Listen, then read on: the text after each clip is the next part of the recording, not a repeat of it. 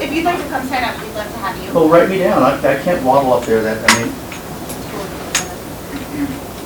As an ADA accommodation, I'm asking you to write me down. Yeah, and then if anyone else wants to be written down, just I know they're just. And thank you, but we don't have to be so hostile with each other. Yeah, We're not.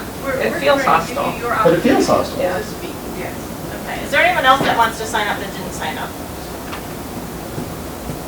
and then just let folks on the know, folks on the phone know we've got 2 more signed up, and then we'll go to you guys. Thank you. This is Robert Hernandez here, and I served in the legislature for 12 years, and I think it's important for everybody on the phone to know that in the 30 years that I've been working under the dome, I've reviewed something like 18,000 pieces of legislation and analyzed them. And when I'm analyzing this one, this is the worst one that I've ever seen. And I want to add what Jane Walsh had to say, because if you don't call law enforcement, she's correct, is available 24/7.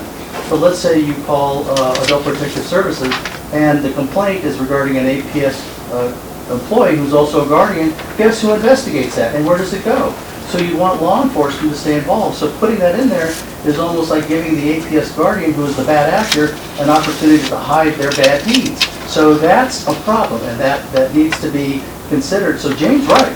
You know, you want to keep law enforcement involved because they have a standard, and they know what they're looking for. They know what type of evidence to look for. And people feel more comfortable, I think, would be more comfortable allowing someone from law enforcement in than they would from Adult Protective Services, because they never know what's going to happen if they let them in.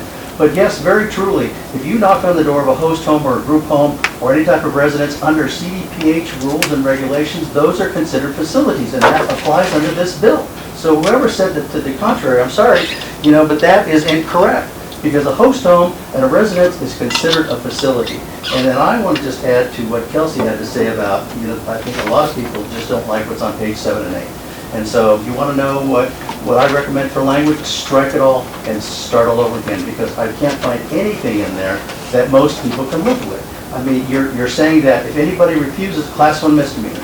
You don't let them in, it shall be. And then you've got Jane Walsh's office having to prosecute that. Okay, second offense, you don't talk to them. Okay, well, that's a class 1 misdemeanor too.